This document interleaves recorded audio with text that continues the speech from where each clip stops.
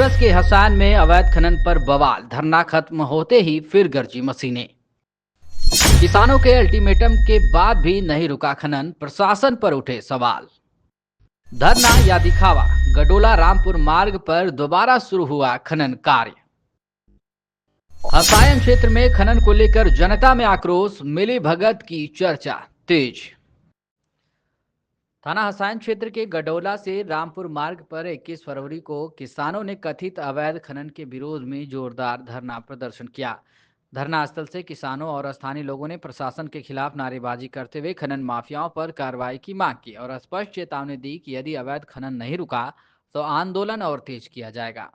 धरना मंच से खनन गतिविधियों को पूरी तरह अवैध बताते हुए प्रशासन को अल्टीमेटम दिया गया था। किसानों का आरोप था कि भारी मशीनों और डंपरों के जरिए लगातार मिट्टी और खनिज निकाले जा रहे हैं, जिससे कृषि भूमि और ग्रामीण सड़कों को नुकसान पहुंच रहा है। ग्रामीणों ने पर्यावरणीय क्षति और भूजल स्तर पर पड़ने वाले प्रभाव को लेकर भी चिंता जताई थी। हालांकि स्थानीय लोगों का कहना है कि धरना समाप्त होने के कुछ समय बाद ही खनन गतिविधियां दोबारा शुरू हो गई हैं। क्षेत्र में फिर से मशीनों की आवाज और डंपरों की आवाजाही देखी गई। इसे लेकर गांव की चौपाल से लेकर बाजार तक चर्चाएं तेज हैं। लोग सवाल उठा रहे हैं कि यदि खनन अवैध था तो उसे अस्थायी रूप से रोका क्यों नहीं गया, और यदि वैध था तो धरना क्यों आयोजित किया गया। ग्रामीणों के बीच यह भी चर्चा है कि क्या धरना केवल दबाव की राजनीति थी या फिर पर्दे के पीछे कोई समझौता हुआ। हालांकि इन दावों की आधिकारिक पुष्टि नहीं हो सकी है। प्रशासन की ओर से अब तक इस मामले में विस्तृत सार्वजनिक बयान सामने नहीं आया है। क्षेत्र की जनता स्पष्ट जवाब और ठोस कार्रवाई की मांग कर रही है ताकि स्थिति साफ हो सके और यदि अवैध खनन हो रहा है तो उसे तत्काल रोका जा सके।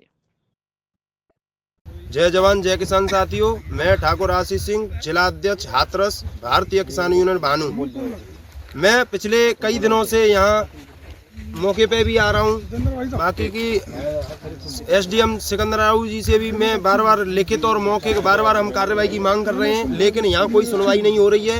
ये आप मौके पे खुद देख सकते हैं, दो ट्रांसफार्मर खड़े हैं, बिजली की लाइन जा रही है इसके ऊपर होके 20 से 25 फीट गहरा गड्ढा खोदा जा रहा है। और जब भी हम बोलते हैं तो ठीक है देखेंगे, दिनों रात डंपर चल रहे हैं, जिससे कि आम जनता को भी परेशानी हो रही है। स्कूली बच्चों के अभी इंटरमीडिएट और हाई स्कूल के पेपर चल रहे हैं।